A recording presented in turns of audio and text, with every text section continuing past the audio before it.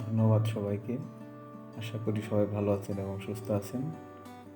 আজকে একটি এক্সেলের নতুন টিউটোরিয়াল নিয়ে আপনাদের সাথে আলোচনা করব। এটি হচ্ছে আমরা এক্সেলে ফোন নাম্বারগুলো কীভাবে সেভ করে রাখতে পারি। ফোন নাম্বার তো অনেকভাবেই সেভ করা যায়। তো এক্সেলের ভিতরে আমরা নাম্বারগুলো সেভ করে কীভাবে রাখতে পারি সেটা আর কি দেখব। প্রথমে আমরা এক্সেল শিট ওপেন করে নেব এবং আমরা এখানে আমাদের সুবিধার জন্য আমি কিছু ফোন নাম্বার নিজের মতো করে নিয়ে নিয়েছি। এটা আপনারা আপনাদের মতো করে নিয়ে নেবেন। এখানে চাইলে আপনারা অনেক কিছু অ্যাড করতে পারেন, শুধু ফোন নাম্বার নয়, সাথে চাইলে নেম, অ্যাড্রেস, যেটা প্রয়োজন মনে হয় সেটা অ্যাড করে নেবেন।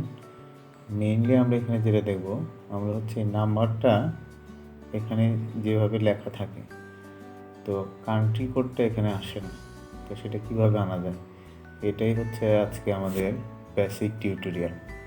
অন্যান্যগুলো আপনারা ইজিলি এগুলো অ্যাড করতে পারবেন।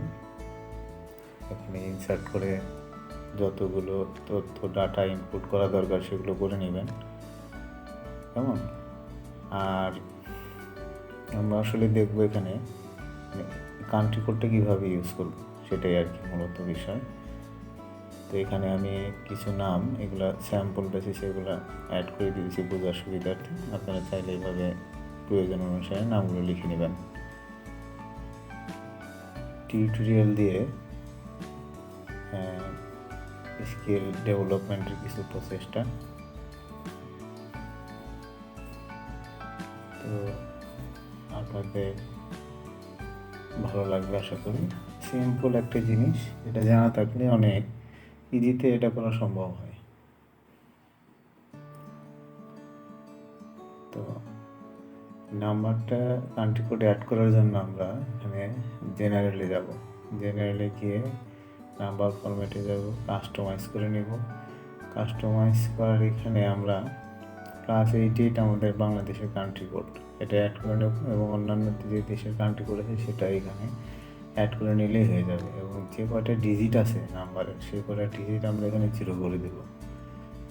0 করে দিলে কি হবে, আপনার প্রত্যেকটা নাম্বারও নিয়ে নেবে।